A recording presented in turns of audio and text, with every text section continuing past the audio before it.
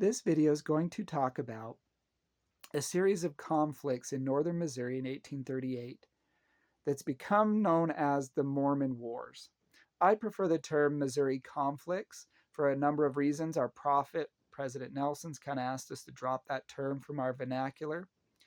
Joseph Smith also stated that the term Mormon actually originated from their enemies as kind of a derogatory term.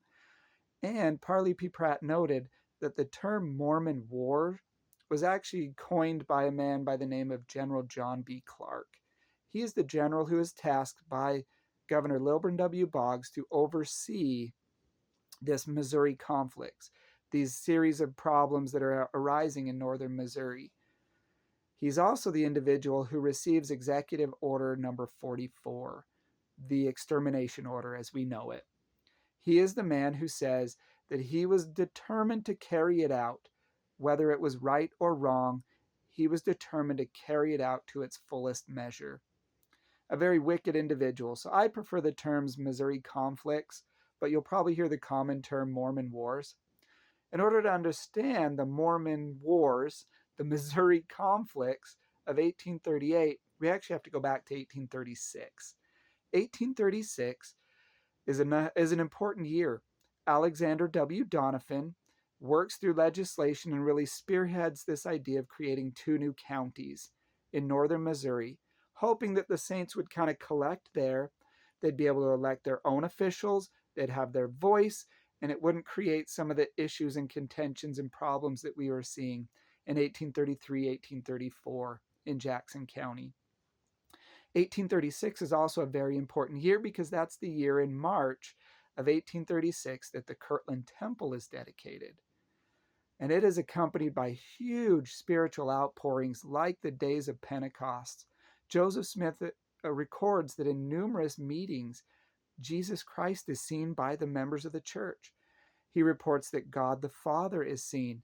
There's numerous angels that are seen, Peter and Adam and others. It is a time of extreme spiritual outpourings.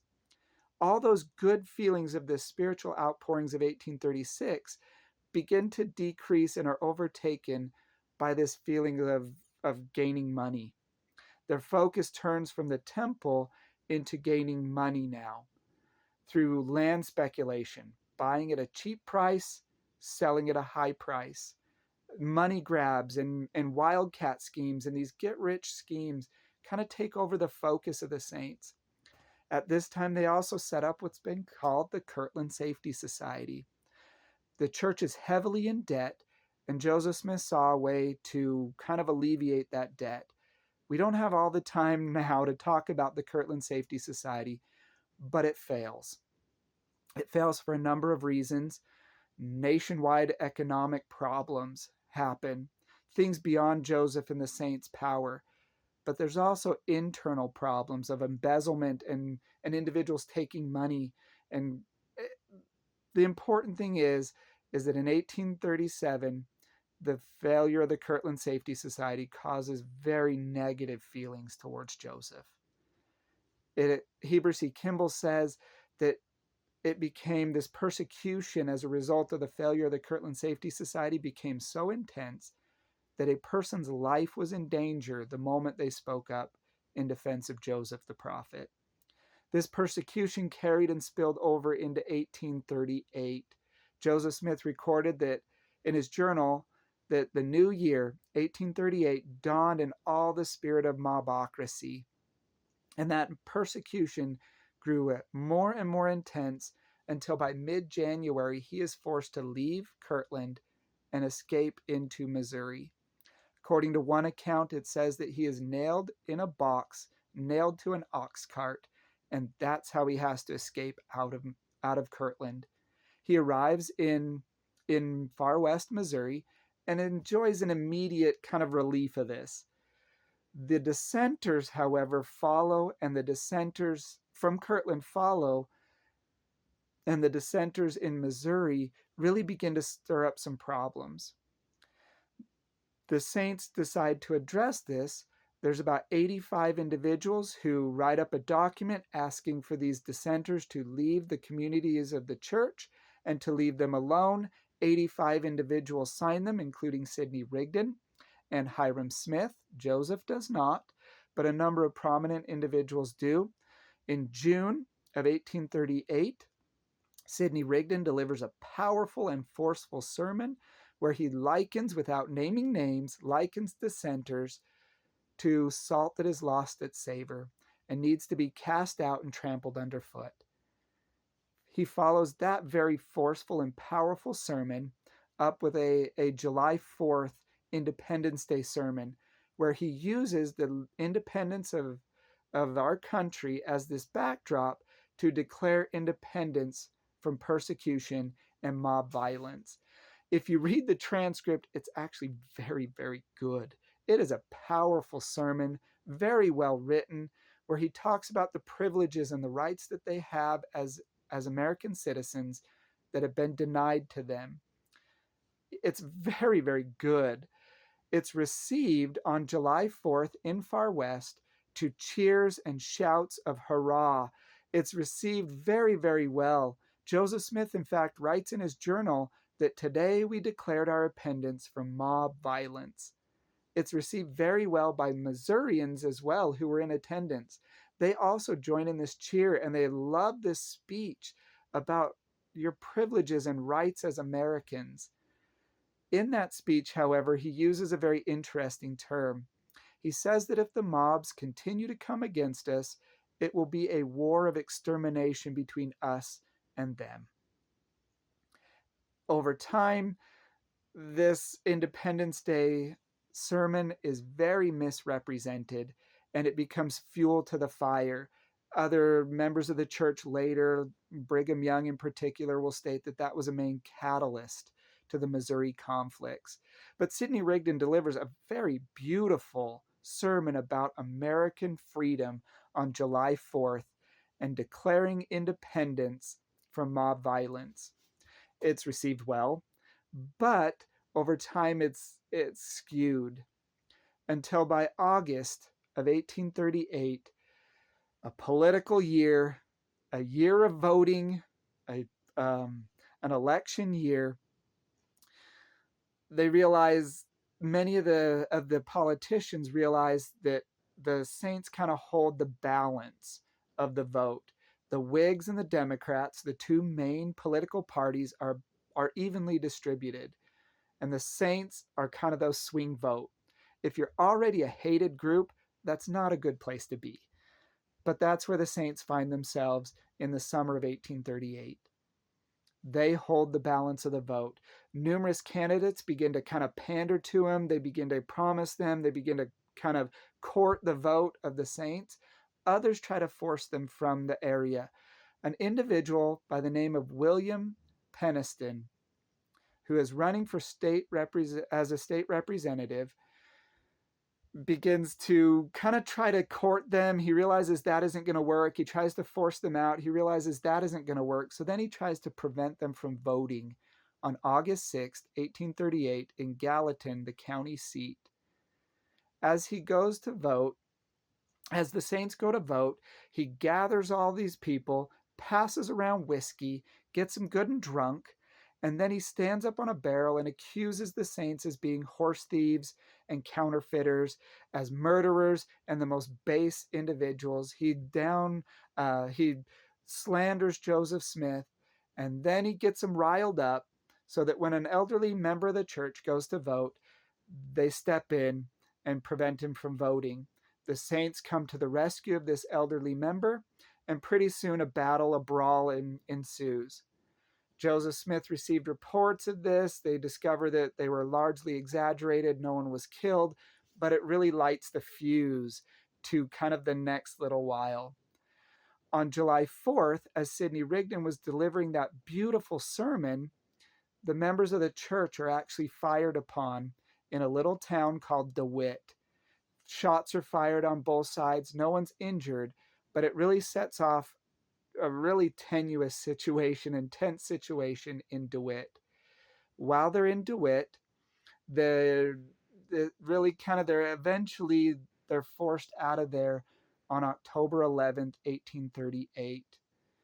Joseph Smith asked that the members of the church would defend their families, defend their properties, defend their rights, But he always followed that up with, I don't want you to do anything illegal.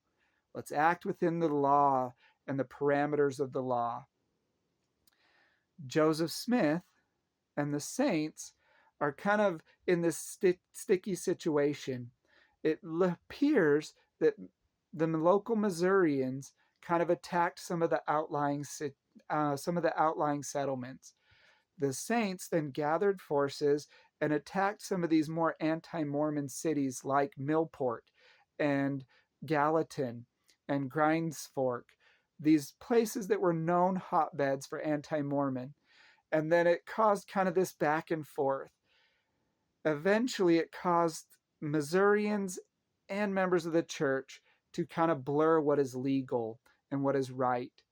By October, middle of October, things had become very, very sticky and tenuous in Missouri, causing the president of the Quorum of the 12 Apostles, Thomas B. Marsh, to issue a sworn affidavit that Joseph Smith was trying to overthrow the state of Missouri and eventually overthrow the entire United States, and that he would turn it into one scene of blood, one continual scene of blood. Orson Hyde, another member of the church, endorses what is said. He says, I know some of these things are true, the rest of them I believe to be true. On October 25th, 1838, another battle ensues called the Battle of Crooked River. An old Jackson County foe from 1833 began patrolling the county line He then started kind of harassing the members of the church on that county line, asking them to leave the state. He then asks permission to do this and then receives permission, and then he takes hostage 3 members of the church. This causes 70 individuals to volunteer, and they rush out to gather and to liberate these that have been held hostage. According to the records, they're kidnapped, but they're really held hostage. On October 25th, 1838, these 70 volunteers rush into the camp. They liberate the 3 individuals. They're able to escape and join the members of the church. But in the process, 1 Missourian is killed and 3 members of the church are killed. A man by the name of Patrick O'Bannon. Another individual, Gideon Carter, is shot in the face and dies immediately. And a third individual, David W. Patton, a member of the Quorum of the 12 Apostles, is killed. The reports arrived to Joseph Smith that it has been devastation. Most of the members of the church are either wounded or dead. He hears these reports and immediately rushes out. According to the histories, he goes out and heals these individuals who've been wounded in this battle. One of the individuals healed is a man by the name of Philo Dibble. Philo Dibble is shot 3 times in the stomach. He's administered to. He's promised that he would recover quickly. He says that he discharged about 3 quarts of matter with blood, fabric, as well as some of the shrapnel, some metal shrapnel. He then gets up, goes about his business. He rides his horse 8 miles, and then he walks an additional 3 miles that very evening. A miraculous healing. These same reports, and perhaps even more exaggerated reports, go to Governor Lilburn W. Boggs. Throughout this entire time, Joseph and the other members of the church had been petitioning Governor Boggs for help. He generally ignored them, although on one occasion he did write back and say that the quarrel was between the Missourians and the Mormons, and they needed to fight it out. That was his support that he was going to offer at that time. He then also follows up and says, this battle, these wars have cost the state too much. You need to get it figured out between yourselves. I'm not going to intervene. But as soon as these reports on July 25th come to Governor Lilburn W. Boggs that are exaggerated, that the members had brutally and savagely killed all of the Missouri militia in that area, as soon as that comes to him and these reports come with the affidavit sworn by Thomas B. Marsh, he immediately issues Executive Order number 44 on October 27th. he issues the extermination order, which says it's clear now that the members of the church are the aggressors, and they needed to be treated as enemies to the state, and they need to be driven from the state peaceably if we can, forcibly if we must. And he uses that term, extermination. And it becomes known as the Extermination Order on October 27th, which essentially gave the rights to the Missourians to do as they felt necessary. On October 30th, well, at this time, when Joseph received this news, he asked all of the saints in outlying communities to gather to Far West. One of the stops along the way was at Haun's Mill, where they could refuel, rest their horses, recharge, and then head at the last little bit into Far West. We know sadly on October 30th, 1838, Haun's Mill is attacked by about 200 to 250 individuals on horseback.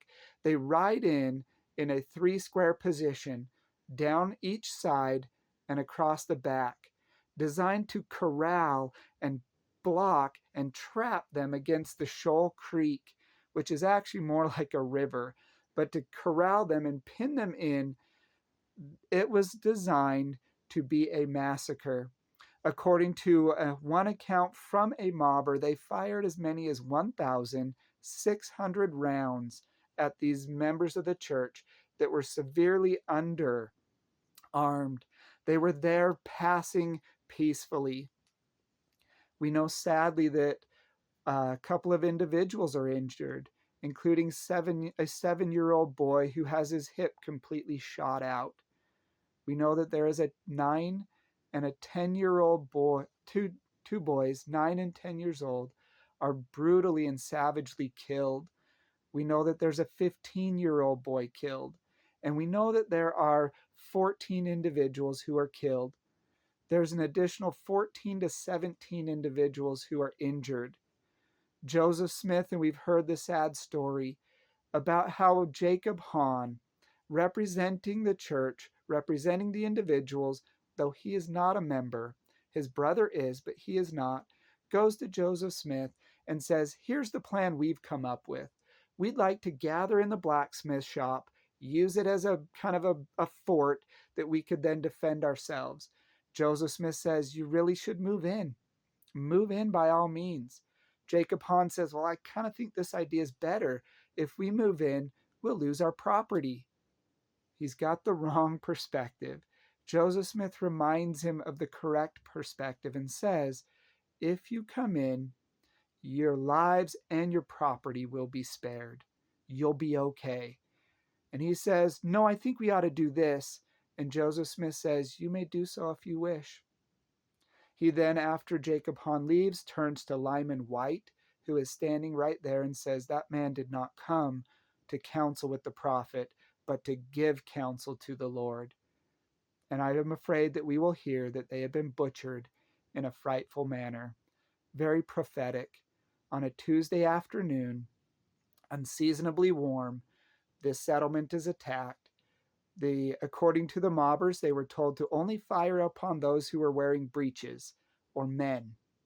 They don't follow that, as numerous women report bullet holes through their bonnets and through their dresses and through their shirts.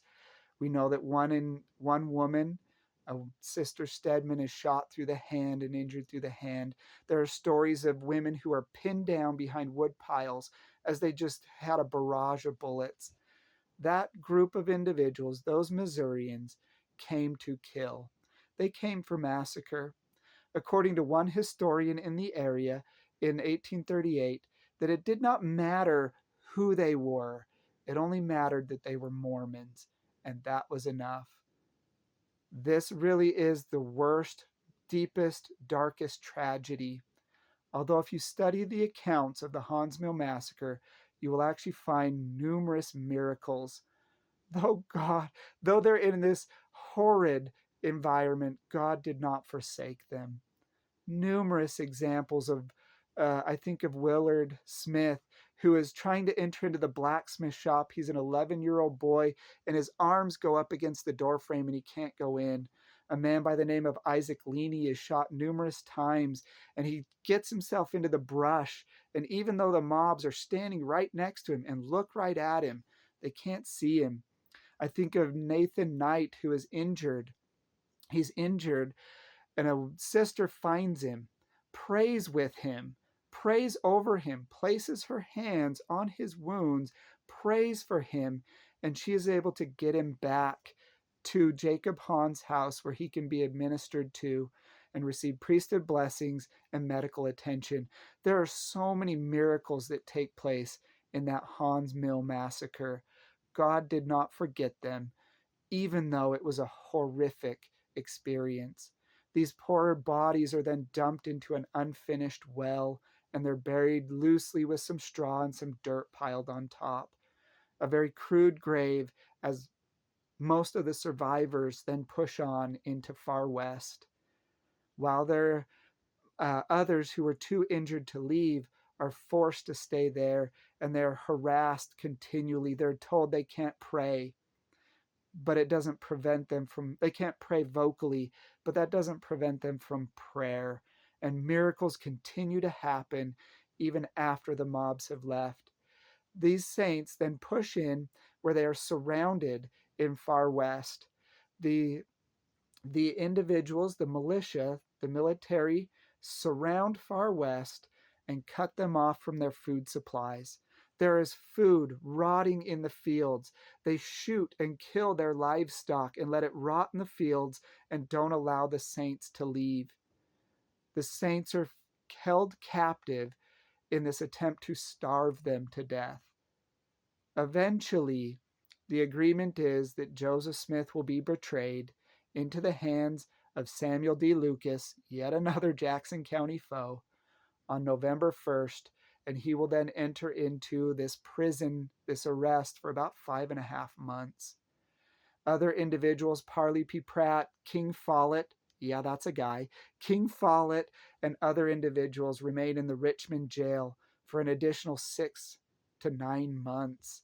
They're imprisoned, mainly held there as this kind of collateral to force the saints to leave. They sign over their property in Far West to cover the cost of the military as the military harasses them and forces them out of their homes.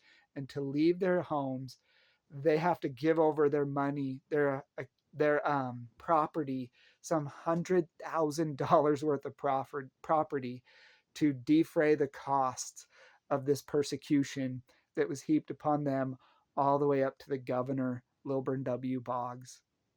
And against that backdrop, Joseph Smith then is into the Liberty Jail. He's arrested for 5.5 months.